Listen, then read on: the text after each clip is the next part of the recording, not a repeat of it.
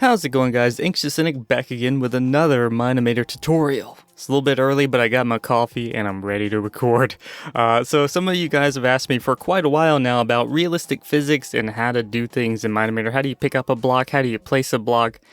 And truthfully, the answer is you can do this any number of ways. Like, animation is a creative endeavor and you can pick any number of creative ways to do this, but let's just say you kind of want to do it in a realistic way, like you want Steve to pick up a block and then just drop it somewhere because it's heavy or something like that. So that's what we're going to go with for this tutorial, and let's see what we can get here. So as you can see, we have Steve and we have a stone block, and he's looking at it rather intimidated. So I'm just going to give him like a basic automatic walk cycle here. We're just going to have him walk up here and stop at the block, maybe a little bit closer. Let's have him get right on up to it for ease of use here. And just as a little preface here, guys, always remember that this is, as I said, it's a creative endeavor. You don't have to do things in any particular way. You can have fun with it and do things real cool and crazy like. It really depends on what you're after and what you want to do. So don't let a tutorial or any idea of how things should be done stop you from doing things in a way that you think would be cool or funny or interesting, alright? So here we go, he just walks up here. This is pretty slow. Let's actually speed that up. There we go. Got him a little bit faster. That's a little bit better. Okay, so Steve comes up here and it looks pretty terrible, but that's what we're going to go with. And basically we just want him to bend over and grab this block up. So first thing we're going to do here is have Steve, once he stops here, we're going to have him bend over. So let's go ahead and zoom in on our timeline. Now, a lot of people ask me how I zoom in and out. It's using the scroll wheel on the mouse. A lot of you are using laptops for some reason. I don't know why you'd want to use a laptop. Anyway, I understand you're stuck with a laptop, whatever. I'd highly recommend getting a USB mouse so that you can scroll and zoom in. I don't think it's impossible to do with a laptop, but it's definitely going to be a lot slower and more cumbersome in most cases, I would think. So mouse is the way to go. Anyway, so we've got Steve here. We're just going to bend him over a little bit. Now maybe have an extra little bend there. And we're just going to do a basic animation. We're going to have his arm come out, have this arm come out like so. And as you can see there, it looks pretty wonky. So what I'm going to do is have them kind of come out wide. And there we go. Something like that. That looks pretty bad. But let's just go with this because the position is not important. You can position them however you want, however you like. So basically he comes up here and he bends over. That's a little bit fast, so let's have it kind of play out a little bit slower. He's going to bend over like that. What we probably want to do here, let's see, maybe we want the arms to move a little bit faster. Something like that. Let's go ahead and give it a keyframe transition. Just a few little tips here for you guys in case you're trying to make things look a little better for yourself. Alright, that looks awful, but we're going to go with it. Let's go ahead and have him tilt his head down as well. Alright, so he does that, and then we're just going to have him pop right back up into the standard position here. And let's go ahead and copy these keyframes so that these don't move out of sync with the body too bad. And we're going to have both of these highlighted and just bring them out. Let's bring them down like this, like he's kind of keeping the block out in front of him. And this kind of doesn't make a lot of sense right now because we don't have the block in his hand. So, that's the question. He comes over, he picks it up, and it's like, well, where's the block? What happened here? Well, unfortunately, you cannot keyframe parenting, and that's what we're going to have to do. We need to parent this to Steve so that he can pick it up. And what we're going to have to do is duplicate the stone. So we're going to bring in another stone. I actually spawned it in there, but you could just duplicate it down here with the duplicate the selected objects button. If I click that, then another one would pop up on the timeline. In any case, what we're going to do is take this one and we're going to parent it to Steve himself. So let's go ahead to the parenting thing here, or we can drag it up like so. If you click on it and bring it over like that, then we'll just drop it down on maybe his right arm. And there we go. You get this nice, awesome ugliness, and maybe we probably don't want that. So we're going to try to line this up with his body the best we can. So we're going to ease this over. It's probably going to be, about 6 points, something like that. And we're gonna bring it down maybe about 8, -8, and then bring it forward. And this, of course, is kind of hard to measure when you're holding it in the wrong position there. So let's go ahead and do that. All right, basically what we want to see here is like when he goes to pick it up, which is right about there when his body is at the full bend, what we want is this block to match up with the block on the ground. So as you can see with the arm here, that's going to be a little bit tricky. So we're going to have to try to finagle this into place, unfortunately. So let's just try to get this to look about right. Now, I'm kind of winging this at the moment, so there's possibly a better way that you could have this work out for you, but we're just going to try to go with this for the time being. Alright, so as you can see, the axes for the rotation are kind of screwed up, so this is one of the unfortunate limitations of Mine-imator. We're going to have to try and correct here as best we can using some of these wonky rotation parameters here. Basically just trying to get it to look as straight as possible to match up with the one on the ground and stuff. Something like that. And then we're going to just move this into position the best we can with our screwed up axes. Now, I usually use like folders and things like that to smooth issues like this out. So if you watch my other tutorials, then you may want to employ something like that. But for now, we're just going to try to go with this without doing those extra steps, and thus creating extra steps for ourselves in this part. Anyway, we're basically just going to try to get this to match up as closely as possible. A lot of times it doesn't have to be 100%, but as you can see here, it's looking not too terrible. So we'll go with that. So now that it's matched up, right? So we have this like right there when that happens. What we want to do is have this stone be invisible up until this point. And then this stone on the ground is going to be visible until this point. So then it becomes invisible there. So what you get is that. And of course we need to go ahead and get rid of that keyframe there. And we want this to be visible. There we go. And then we'll have to put a keyframe. It doesn't have to be all the way at the beginning, but basically you would have one at the beginning or whatever. So the one in his hand is going to be invisible up until this point, and the one on the ground is visible up until this point. So what happens is that one disappears, and then he picks this one up. Just like that. Boop. And then he has this huge stone. Technically, you might would want to resize it or something, like maybe have it go smaller when he picks it up or something. But for now, we'll just go with the full-size stone, which looks incredibly difficult to carry alone and very heavy.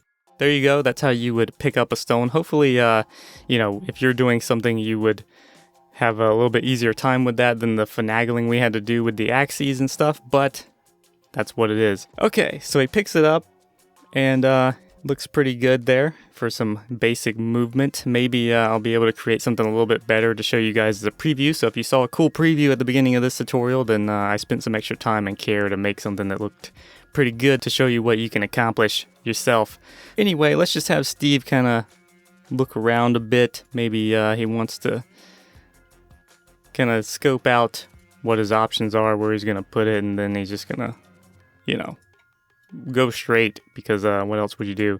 Looks around, that looks horrible, and so from this point he's just gonna walk on over and place this down somewhere else. So he's just gonna come over, we're gonna just create another basic walk cycle, and for this we don't want his arms to swing like they normally would.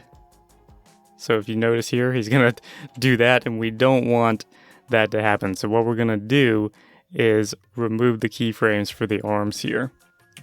Go ahead and do that. So he picks the block up, he looks around, and then he walks over and the arms are the same. Now obviously in an actual animation you may want to animate these arms as he's walking, and this is obviously not a very good time frame here. He barely moves his legs, but it works for the sake of this tutorial. And then right here, let's just say he wants to drop it, and this is where some of the physical finagling will have to come in, and we're going to reuse our stone block that we made invisible earlier. So he's gonna come over here, and let's just say he's tired. He's this block's pretty big, man. It's pretty heavy. It probably weighs about 35,000 tons. So let's just have him kind of toss it. You know, he wants to get rid of this thing. How would Steve want to toss it? Well, first, let's have him kind of rear back just a bit. He's like, ugh. He's like, ugh. Gonna toss it. I'm sick of carrying this thing. It's too damn heavy. Oops. Bad words. Anyway, so we're gonna go ahead and grab both of these arms because we want them to kind of, you know, stick together since he's carrying this large block. Gonna kind of go like that. Yeah. He's throwing it, you know, and then maybe at this point we will have him kind of come forward again, something like that. Yeah. So he's kind of just a basic little like, I'm gonna toss it, I'm gonna throw it kind of motion there. Yeah, like that. And basically that's pretty good to me. And at this point we want to bring in our other block. So we want to figure out like where he's letting go of the block. Probably somewhere right around the height of this this toss here. So right about there is where we're going to want the other block to become invisible again, and this one to become invisible again. So let's do that. There we go. And what we're going to do, let's actually just move this over for a second so that we can still see it. And we're going to bring this one over. And I want to line this up the best way that we can. Now you can adjust the custom rotation point for this, but I kind of decided to leave that alone for the sake of this tutorial, because I think it might help us to animate the way we want to in order to not have it that way, but we'll see how that goes. So let's see, it's gonna have to just basically the same thing that we did with the one in his hand, but it's gonna be for this one. So we want to kind of make it match up the best we can. Again, it doesn't have to be 100% perfect. You just want it to be pretty similar, because usually it's kind of masked when you move this stuff. I'm saying a lot. I shouldn't record so early. All right, and this is pretty good ways off, but again, we're just gonna go with it. Pretty close there. That looks good enough to me. Obviously, in this one single frame, you can see here how they're not completely lined up. But I think in motion, you'll notice that it doesn't matter that much. So let's go ahead and bring this keyframe back over because they need to change their visibility statuses at the same time. So what's going to happen is it does that, and that block takes over. So what we want to do is have this block actually just fly forward and land on the ground. And let's actually just have it complete its rotation maybe and be straight down on the ground. So this is going to look pretty terrible, but what you get is that. Doop. He just tosses it. And it probably needs to be a little bit faster, but we're going to add a keyframe in the middle here and kind of have it come up a bit. Something like that. So it kind of looks like, actually, you know what? Maybe it needs to be a little bit closer because the way he tosses it kind of looks like it would kind of go up a little bit quicker out of his hand like that. Like doop. Something like that. So it's kind of like tosses it up and over. Something like that. Doop. And we might want this to go a little bit faster, so we're going to bring that keyframe in. Pretty well. That's not too bad. Again, like you can use transitions and things like that to make this look a little bit better.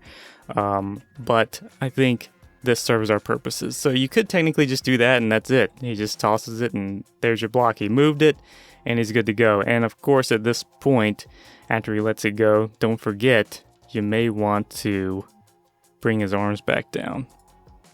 So let's go ahead and do that because Steve looks mighty uncomfortable holding his arms up all the time.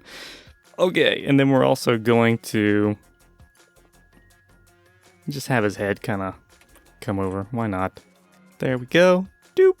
And his head's doing that and looking down. And there you go. You got the full little motion there. But, you know, you may want it like that. That's not really too bad. It's kind of a Minecraft look. You know, if you wanted to kind of expand on the whole Minecraft thing where a block would kind of appear, you could do this and have him throw it and it just sticks and he builds something. But if you want to simulate physics, let's see if we can accomplish that really quickly. So basically what you want to happen here is the block hits. And what you want to simulate is that, you know, it's got some motion, some inertia going for it. So what we might do is once it hits, it's going to kind of teeter. So we're going to take this block here and we're going to create another keyframe. We may adjust that timing a little bit, and I'm just going to tilt it like this. Let's see if we can do about 9. And we're going to raise it up so it kind of teeters onto that corner there. So what you get is this little motion here. Boop. And that's pretty slow there. You might want that to be faster, but for now that's what we're going to do.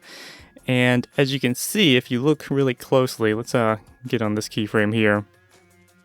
Right there, if you notice, like when it comes to making something look realistic, you want to mark where it is. So you can see how that corner actually slides there on that pixel a bit. So what we want to do is try to finagle it into place. We're going to bring this over just a tad so that when you see it, it's going to not have that slide a bit, so maybe a little bit more. It's actually kind of the inertia is going in this direction, so it doesn't matter if we move the block in this direction a little bit generally. So that doesn't look too bad there. So you see that how when you rotate it, you sometimes have to move the object in order to kind of make it look like it realistically is moving in place, if that makes sense. I feel like there's probably better words that I could use there, but I can't find them. My chest is empty. All right. So we do that and it kind of comes up like this, and we definitely want that to be faster. So we'll do like that. And then at this point, it's going to teeter back. So let's go ahead and just copy this keyframe to make it easier for ourselves. We're going to paste it. Doop. And it goes up like that. And then it's going to come back like this. And let's actually bring this one out and have it slowing down a little bit because the inertia is slowing down. We also may want to give this, let's just try it with a slight transition here. So it kind of is going to go up, and with this ease in transition, it's going to kind of like slowly make it start to come back down, and that's probably what we would want. And then we're going to have it go back this way just a tad. Let's just say maybe about -4. It's going to be a smaller movement because we do want to portray the inertia. The momentum is slowing down because the block is heavy and it's already done one move and it's kind of rocking itself back into position. So we'll do like that. And once again, just like before, we don't want it to just slide backwards. So we're going to bring it over just a tad. And that might be just a bit too far. So let's bring it back a little bit. Something like that. Maybe back just a tad. Something like that. There we go. And then again, we're going to just take this keyframe we have here where it's the way it should be. We're going to copy it and paste it and have it do like that. And we'll see what this looks like. All right, so this one here is happening a little bit too slow in my opinion. So let's do that. And this one's happening too slow as well. So basically, as you can see, the keyframes get closer together as we go along because the block is losing its momentum and it's settling into place. So that's what you want to portray with a lot of physical movements is imagine that it has weight and imagine that it's moving with inertia and momentum. And as it moves, that momentum and the inertia is dying out. So things become shorter and faster until it ultimately just stops moving. So that doesn't look the best, but you get the idea there. We may want, let's see here. This movement here, I feel like this is a little bit slow. Rather than bring in this though, let's see if we can try putting a transition on it. That actually doesn't look too bad. Let's see. Let's bring that one out just a tad.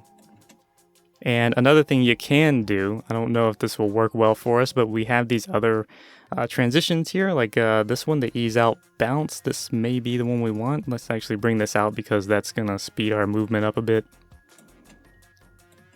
And let's bring it back in. And you may notice that there's a slight extra bounce there when I use that transition. If you watch my transitions tutorial, which should have come out by now, then you know what that is. And you see it's got that slight extra little bouncy movement. That, of course, takes away some of the weight that we're portraying with the heaviness of the block. But, of course, it depends on what you're moving and how you're doing it.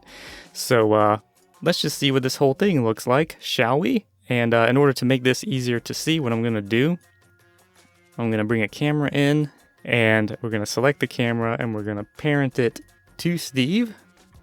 and then we're gonna move it out so we can kind of see the whole scene here. Let's hope that this works out the way I want it to, because if it doesn't, I'm gonna be angry. All right, so let's bring this up and see what we get here. Steve walks up. He's like, hey, look at this, man. I got a block. Where am I gonna put it? Maybe straight ahead of me. Doop. And there it goes. And it works. And it looks amazing. I mean, this is just the best block animation you've ever seen in your life, I'm sure. So that's how you would pick up a block. Obviously, you don't have to follow, again, this is all a creative endeavor, guys, so like you don't have to follow these steps step by step. This is just the technicality of how you would do it. You have to have duplicate blocks.